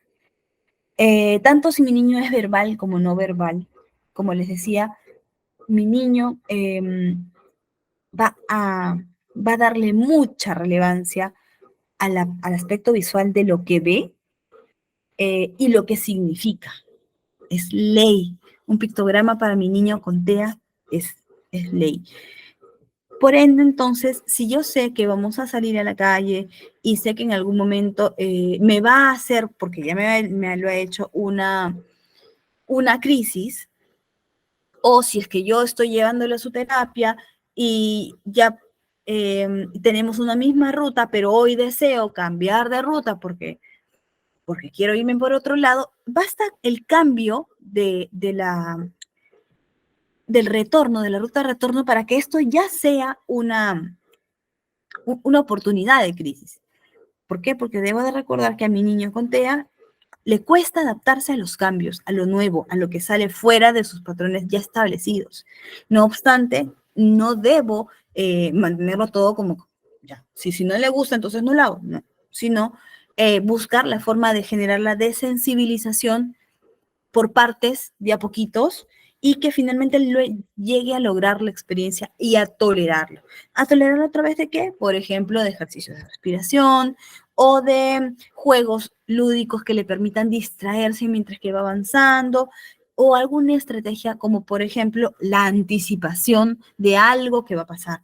Anticipación, proyección de tiempos, va a durar tantos minutos y a esta hora vamos a llegar, mira acá está el reloj, que le permita a él no sentirse en la nube o en la incertidumbre de no saber qué va a pasar y ante eso tener que enfrentarme a una situación nueva. Y a la par, estas herramientas que son aparentemente sencillas, pero que para los pequeños con TEA son muy valiosas y que le permite ayudar a formar hábitos, conductas y costumbres. Así como también necesito trabajar en mi niño el concepto de rutinas, necesito trabajar desde el aspecto visual lo que corresponde a las actividades que deseo que se vayan formando a nivel de hábitos o a nivel de capacidades en proceso de logro, ¿no? Pongo procedimientos, pongo un inicio, un fin, pongo un concepto procedimental, uno, después otro, después otro, después otro, y todo marcado a nivel visual, porque en mis niños va a funcionar mejor. Así como también puedo hacer uso, y en eso tiene que ver el aspecto conductual también, de una economía de fichas, cuando va logrando lo que yo deseo que mi hijo haga.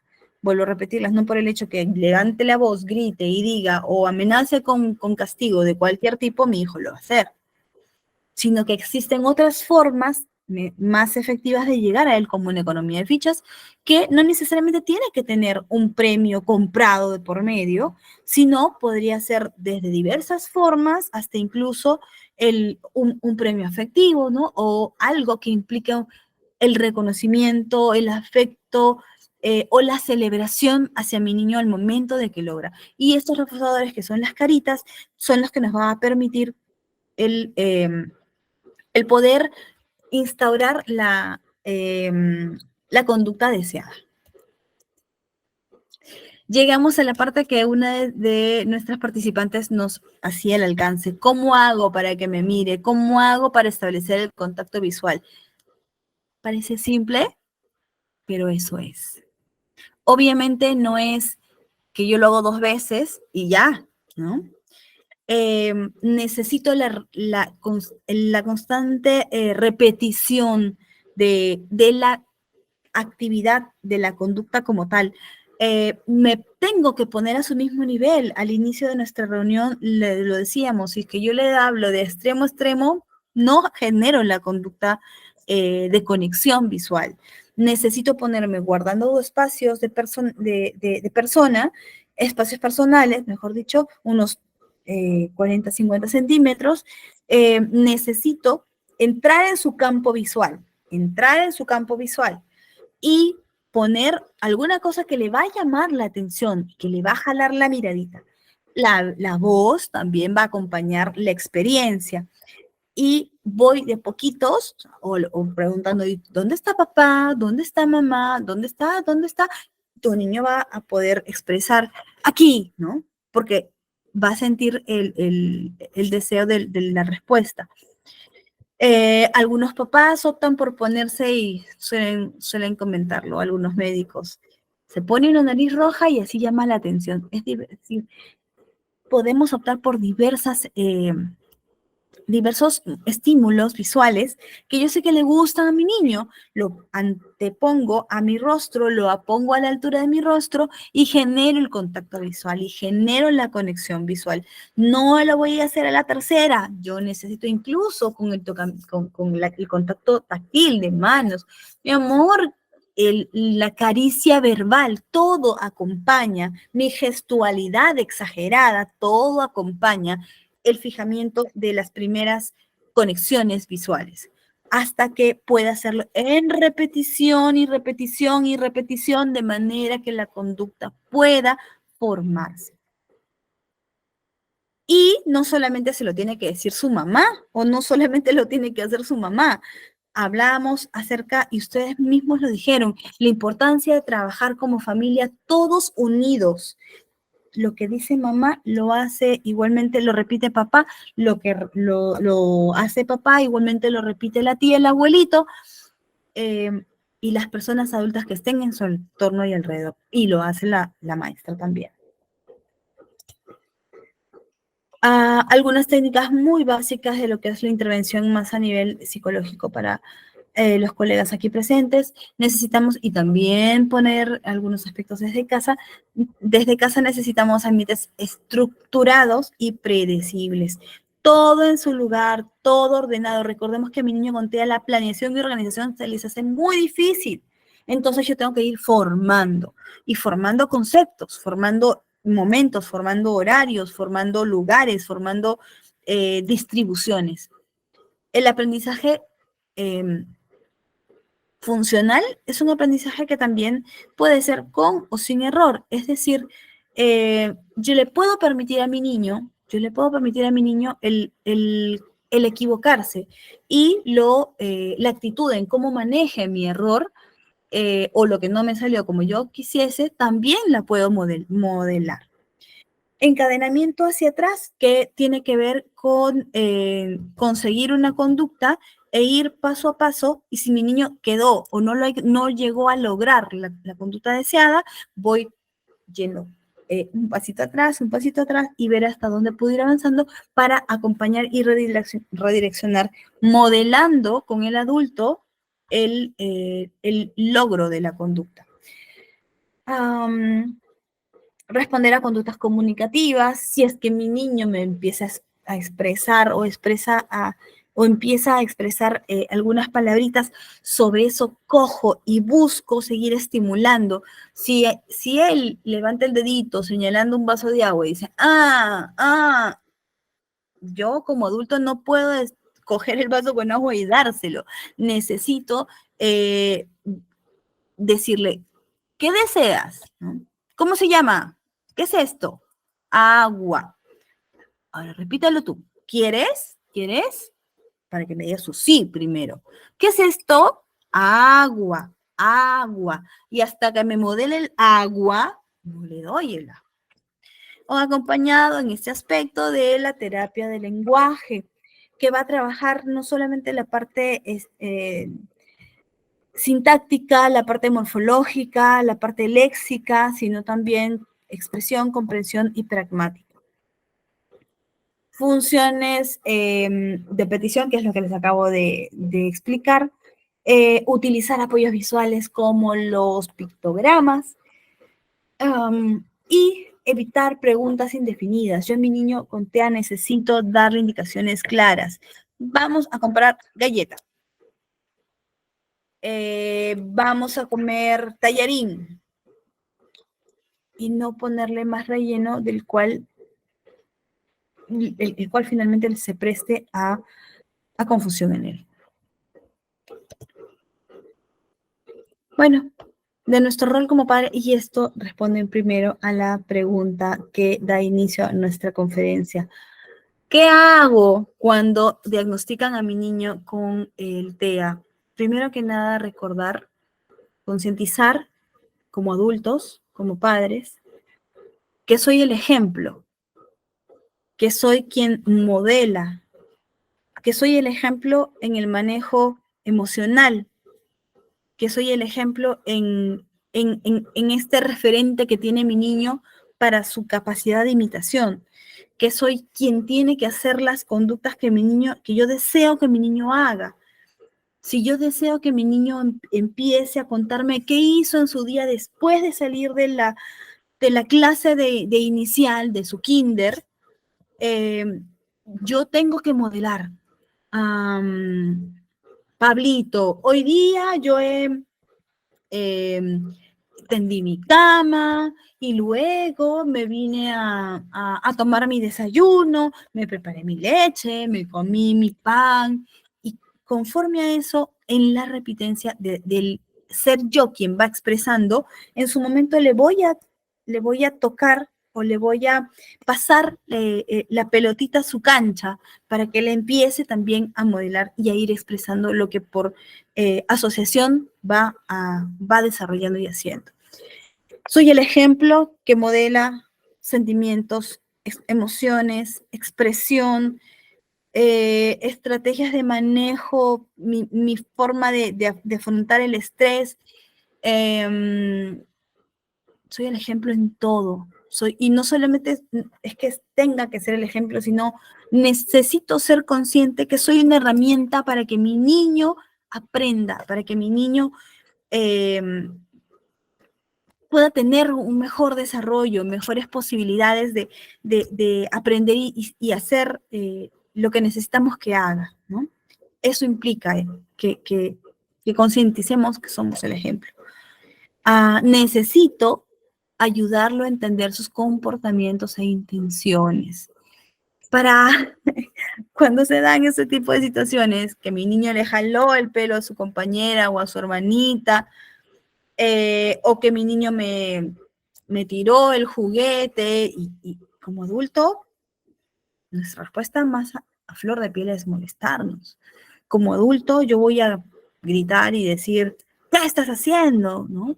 Como adulto, voy a ir a intentar castigar la conducta inadecuada, pero encadenando hacia atrás, tengo que acordarme que soy el adulto padre de un niño con una condición, madre de un niño con una condición, y que sus formas de aprender no son las mismas, tal vez, que fueron con las cuales yo aprendí.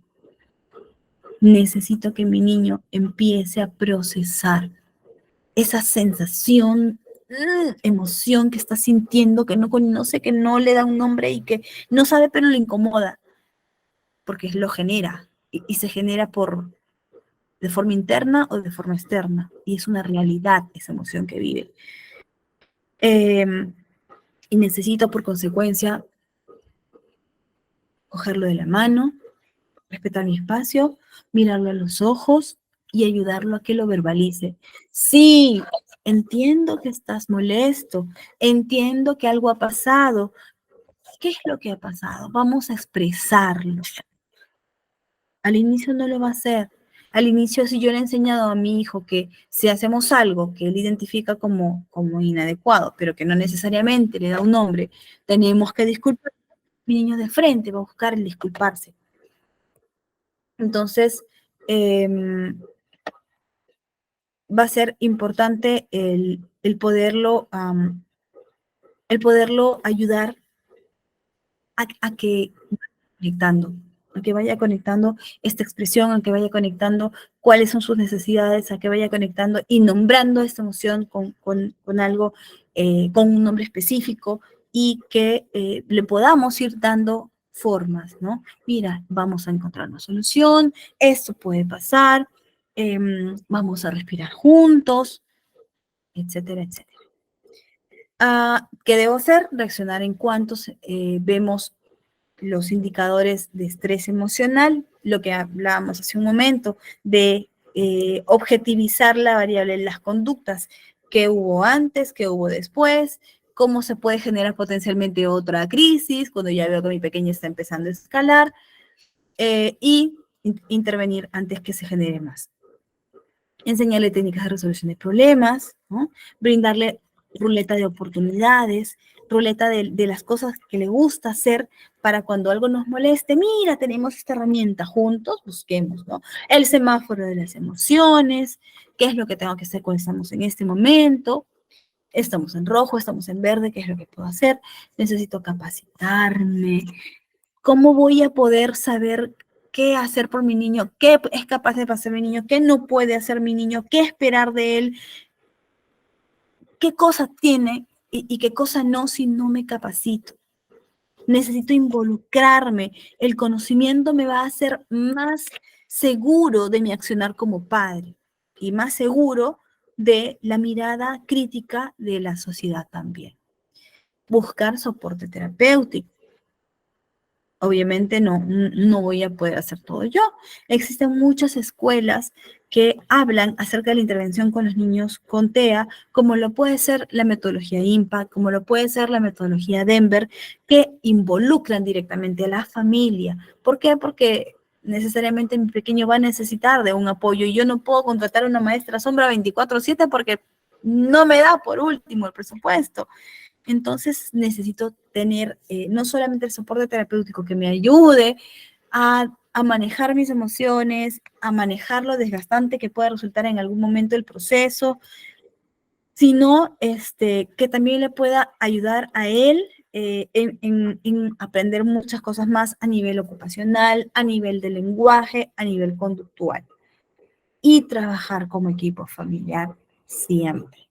Para trabajar como equipo familiar, ambos pilares necesitan haber generado de mejor manera el duelo, porque uno de los miembros que no llegue a aceptar la condición va a terminar siendo una pequeña piedra en el zapato.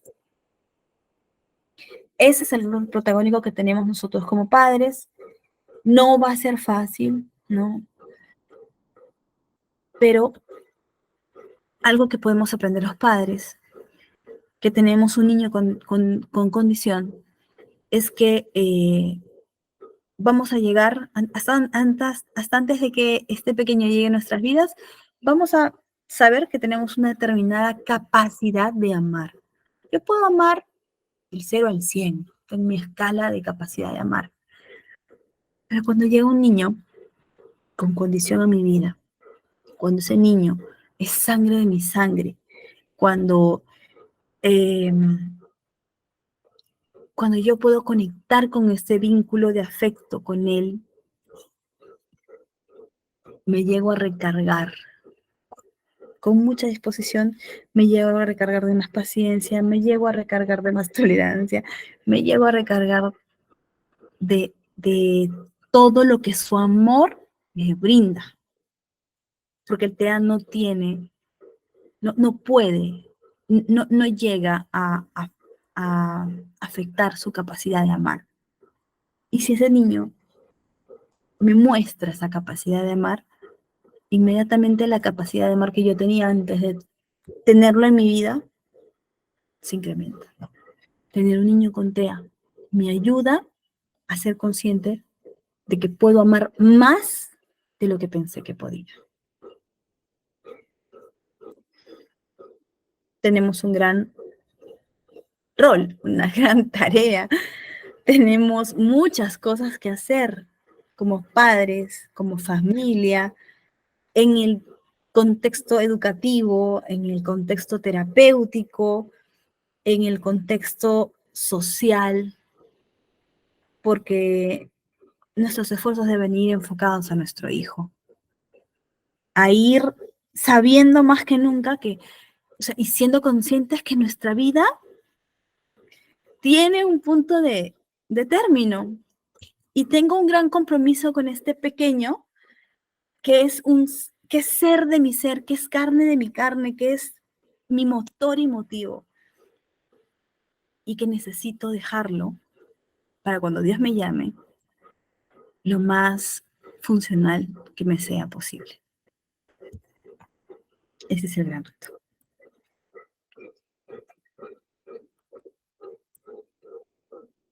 Muy bien. Muy bien. Con esto estamos terminando nuestra ponencia. Al hablar de TEA es hablar de muchas cosas que son sumamente importantes y espero que lo que hemos compartido con ustedes el día de hoy haya podido darles más luces, no solamente como terapeutas, como psicólogos, como colegas, sino también y principalmente como papás. Vamos a hacer un pequeñito espacio, porque casi ya es la hora muy traicionera, para hacer algunas preguntas. Pero antes de ellas me gustaría invitarlos, ¿no? Invitarlos ahora a dos cosas. Lo primero, que puedan preguntarse a sí mismo, ¿qué te llevas hoy, esta noche? ¿Qué te llevas de este webinar? ¿Qué vas a atesorar en tu corazón? ¿Qué vas a hacer a partir de ahora? ¿No? ¿O qué vas a dejar de hacer a partir de ahora? ¿Qué te llevas de este webinar? ¿Qué haga significativa este aprendizaje compartido, mutuo, y que nos permita seguir creciendo en todos los aspectos? Y otra de las cosas que quería pedirles también es que me ayuden, nos ayuden a poder difundir esta ponencia entre sus contactos, a visitar nuestra página. Tenemos un gran compromiso con la población TEA, tenemos una gran tarea, no solamente con las intervenciones que podemos hacer con nuestros niños, sino principalmente con empoderar a nuestros padres, porque consideramos que de aquí es donde se parte el bienestar que va a reflejarse en nuestro pequeño Contea, ¿no? Hay tanto por hacer, necesitamos llegar a todas las personas habidas y por haber, y para poder hacer eso, usamos las redes, ¿no? Regálenos un compartido, regálenos si es que les gustó, regálenos un me gusta. Por favor, los invito a que puedan compartir este mensaje. Si les gustó, por favor, compártanlo en las diferentes redes para que pueda llegar a más personas. Y Dios mediante, llegue a quien más lo necesitaba en el momento preciso. Entonces, para poder